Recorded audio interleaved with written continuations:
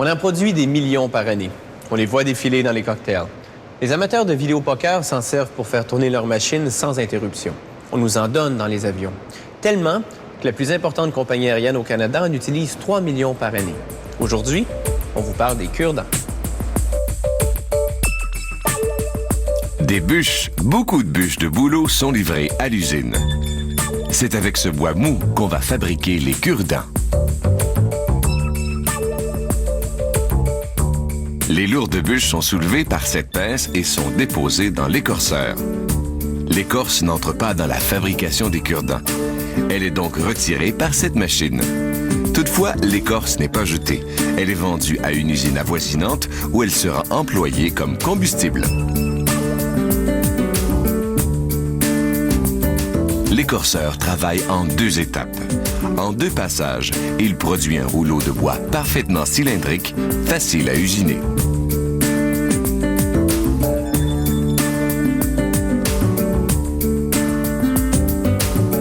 Le rouleau de bois est transporté à l'étape suivante. Cette machine, une dérouleuse, déroule le bio comme si c'était du papier. C'est-à-dire qu'elle le coupe en 12 fines lamelles de bois, possédant chacune une épaisseur de 1,06 mm et une largeur de 6,3 cm.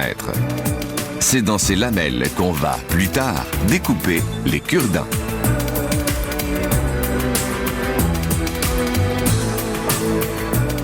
Ensuite, les 12 lamelles sont placées côte à côte sur l'enrouleuse qui forme des rouleaux qu'on appelle des billes. Ces minuscules copeaux proviennent de l'affilage du bout des cure-dents. Des couteaux placés de part et d'autre de la machine amincissent les extrémités des lamelles. L'enrouleuse roule les lamelles découpées, formant des billes.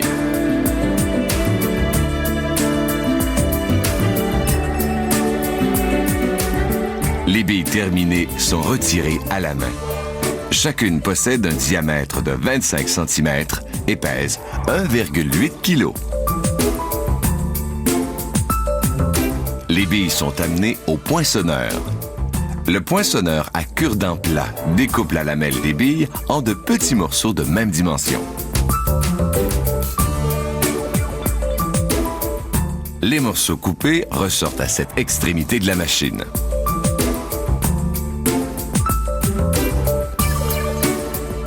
Le poinçon travaille très rapidement.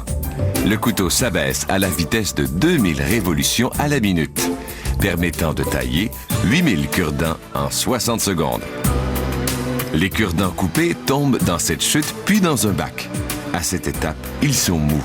Ils doivent être durcis dans un séchoir pendant 4 heures à 121 degrés Celsius. Ensuite, on transfère les cure-dents dans le polisseur. De la poudre de talc contribue, avec le frottement, à rendre les bâtonnets parfaitement lisses. Puis, les cure-dents sortent du polisseur et pénètrent dans ce tamis qui filtre ceux qui sont brisés. Les cure-dents en bon état poursuivent leur progression jusqu'à la soufflerie. Les cure-dents endommagés sont rejetés. Les cure-dents parfaits sont placés sur 2 convoyeurs par un système de soufflerie. Les tambours, situés aux extrémités des convoyeurs, assurent la distribution quantifiée des cure-dents qui sont ensuite acheminés vers les emballeuses automatisées.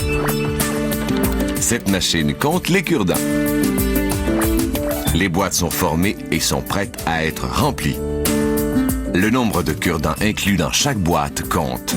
L'emballeuse est calibrée pour en placer 650 par contenant et elle produit environ 1150 boîtes à l'heure. Elle manipule donc 747 500 cure-dents à l'heure. Les emballages partent pour l'expédition. Certains cure-dents sont ensachés individuellement pour être distribués dans les restaurants ou les avions. Cette machine, qui déroule du papier plié de façon continue, emballe environ 1200 cure-dents à la minute. Elle effectue automatiquement l'emballage, le collage et le coupage du papier. Cette usine parvient à fabriquer le nombre astronomique de 20 217 600 cure-dents à chaque jour.